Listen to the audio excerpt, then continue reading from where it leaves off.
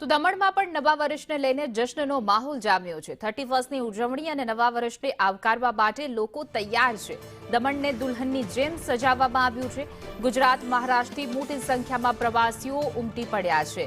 જોઈ શકાય 31મી ઉજવણી લઈને અનેક પ્રવાસન સ્થળો પર લોકો ઉમટી પડ્યા છે। નવા વર્ષને આવકારવા માટે લોકો થનગની રહ્યા છે। ઉત્સાહનો માહોલ છે। દમણને દુલ્હનની જેમ શણગારી દેવામાં આવ્યું છે।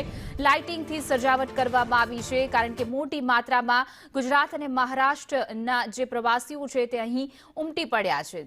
દમણના આ દ્રશ્યો કે જ્યાં મોટી સંખ્યામાં પ્રવાસીઓ ઉમટી પડ્યા છે। નવા વર્ષની શરૂઆત થઈ રહી છે, ત્યારે સૌ કોઈ મિની વેકેશન માણવા માટે અને નવા વર્ષની શરૂઆત જે છે તે ઉજવણી સાથે કરશે।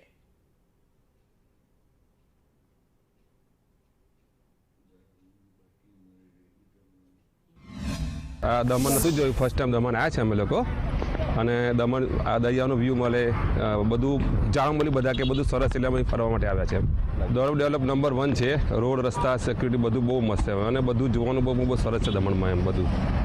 આ વખત દમણ એમ છે, દમણનો જે આ નજારો છે, ગાડી પાર્કિંગની સુવિધા છે, તમારે બધું ખાવા પીવાનું છે બધું, અને આ દરિયાનો વ્યૂ ખાસ મસ્ત મળે છે।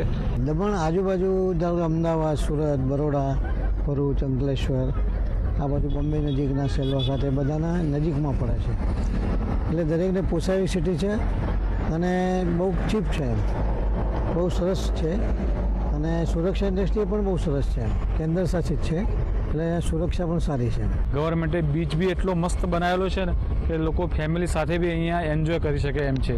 અહીંયાની હોટલો પ્લસ અહીંયા નવા પેલા